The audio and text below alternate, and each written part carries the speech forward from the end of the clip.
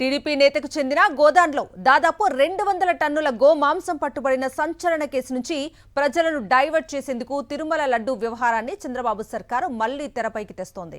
లడ్డూ నెయ్యి కల్తీ అంటూ అనవసర రాద్ధాంతానికి దిగుతూ గోమాంసం కేసును నీరుగార్చేందుకు విశ్వ ప్రయత్నాలు చేస్తోంది. బాపట్ల టీడీపీ ఎమ్మెల్యే నరేంద్ర వర్మ ప్రధాన అనుచరుడు టీడీపీ కీలక నేత సుబ్రహ్మణ్య గుప్తాకు చెందిన విశాఖ శివారు కొంట్యాంలోని శ్రీమిత్ర మెరైన్ ఏజెన్సీ కోల్డ్ స్టోరేజ్లోనే గోమాంసం దొరకడంతో చంద్రబాబు సర్కారు ఉలిక్కిపడింది. అంతే, ఆ వెంటనే అసలు ఏమీ లేని కల్తీ నెయ్యి కేసును మళ్లీ తెరపైకి తెచ్చింది. ఓవైపు విశాఖ గోదాం నుంచి అరబ్ దేశాలకు ఎగుమతికి సిద్ధం చేసిన 189 టన్నుల గోమాంసం దొరికిన కేసులో విచారణ జాప్యం చేస్తూ మరోవైపు డైరెక్టరేట్ ఆఫ్ రెవెన్యూ ఇంటెలిజెన్స్ కూడా దర్యాప్తు ఇవ్వకుండా అడ్డుకుంటోంది. వాస్తవానికి నెల నుంచి సాగుతున్న ఈ గోమాంసం సీజ్ కేసులో విస్తుపోయే వాస్తవాలున్నాయి.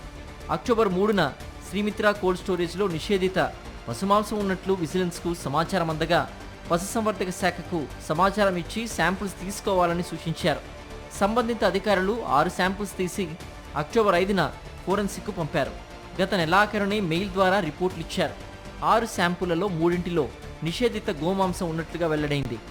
మిగిలిన 2 ఎద్దు మాంసం, ఒక దాంట్లో గేదె మాంసం ఉన్నట్లు వెల్లడైంది.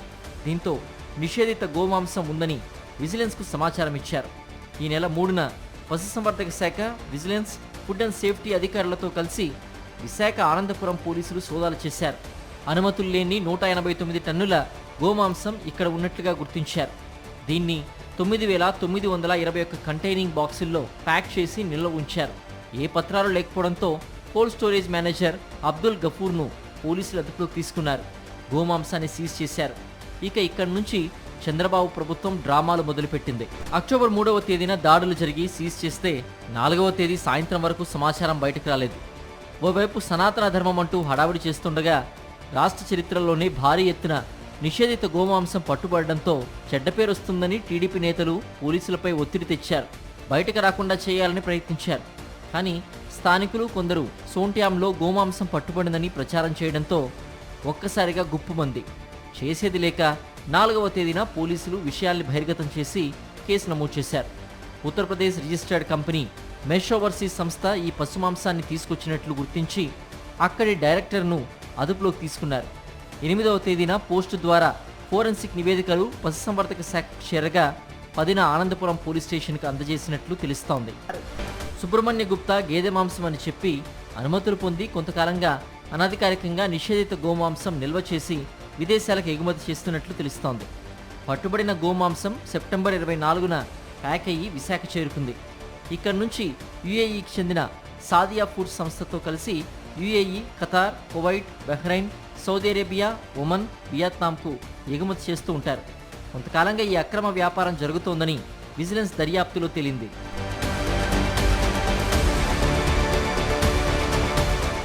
హిందుత్వాన్ని తామే ఉద్ధరిస్తున్నామంటూ గత వైఎస్ఆర్సీపీ ప్రభుత్వంపై లేనిపోని ఆరోపణలు చేస్తూ పబ్బం గడుపుతున్న చంద్రబాబు ప్రభుత్వానికి గోమాంసం పట్టుబడడం తీవ్ర సంకటంగా మారింది. దీంతో అడ్డగోలుగా వ్యవహరిస్తోంది. భారీగా గోమాంసం పట్టుకున్నారన్న విషయం తెలిస్తే పరువు పోతుందని టీటీడీ కల్తీ నెయ్యి వ్యవహారం పేరుతో మరోమారు తప్పుడు ఆరోపణలు మొదలుపెట్టారు. మరోవైపు గోమాంసం కేసును తప్పుదారి పట్టించేందుకు అడ్డదారులు తొక్కుతోంది. ఈ వ్యవహారంలో విజిలెన్స్ విచారణకు బ్రేక్ వేసింది.